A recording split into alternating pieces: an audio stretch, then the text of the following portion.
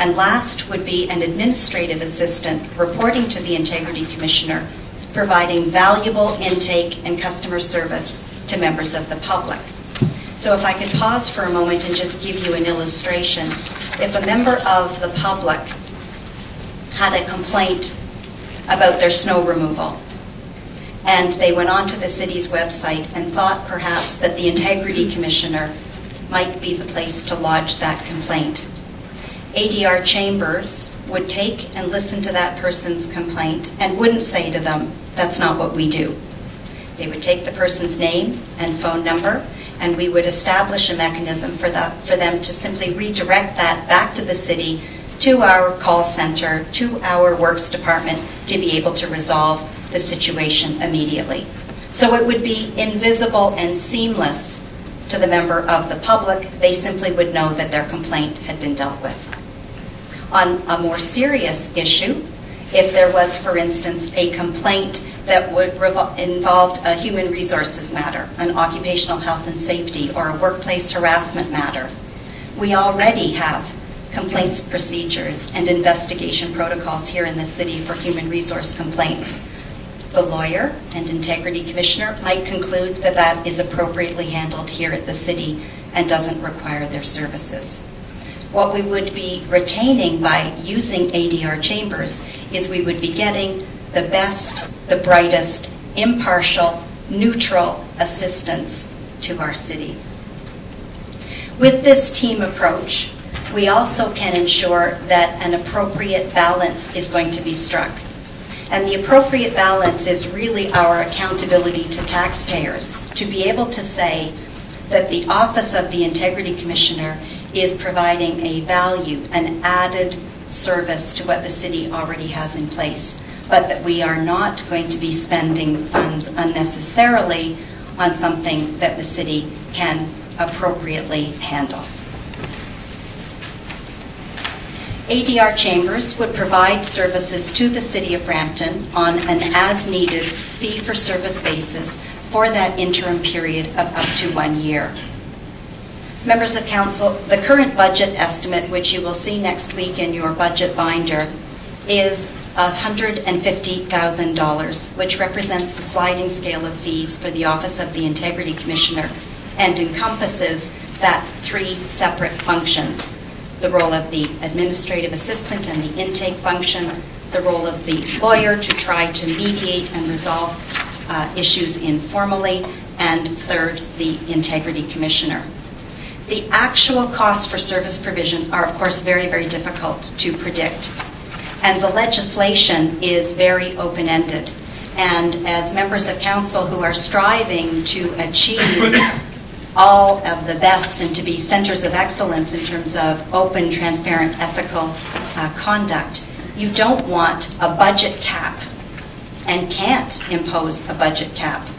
So this is a best estimate based on what our benchmarking has revealed from other municipalities and what we believe is a reasonable first-year allocation. The actual cost for service provision would form part of the report back to council after that first year. In terms of the individuals that ADR Chambers is recommending serve the City of Brampton, I will not go through the Honourable Donald Cameron's CV. It is attached here for you. This is an eminently qualified former Superior Court Justice who is very distinguished in his field. What is of most interest to us and the value of ADR Chambers is that should the Honourable Justice Cameron decide that he's going to take a week's vacation, there are other justices on the panel at ADR Chambers that would be able to fill in, and they are some distinguished names, including the Honourable Roy McMurtry, the former Chief Justice of Ontario. So again, this is, with no pun intended, a lot of bench strength. Sorry. Also, the lawyer to provide assistance to us is a gentleman by the name of Ted McDermott, who is consistently named as one of Canada's top 500 lawyers. He is extremely distinguished and has performed an ombudsman-type function for many organizations. And you'll know, of course, that the role of an ombudsman is to resolve complaints. So again, someone eminently qualified to assist.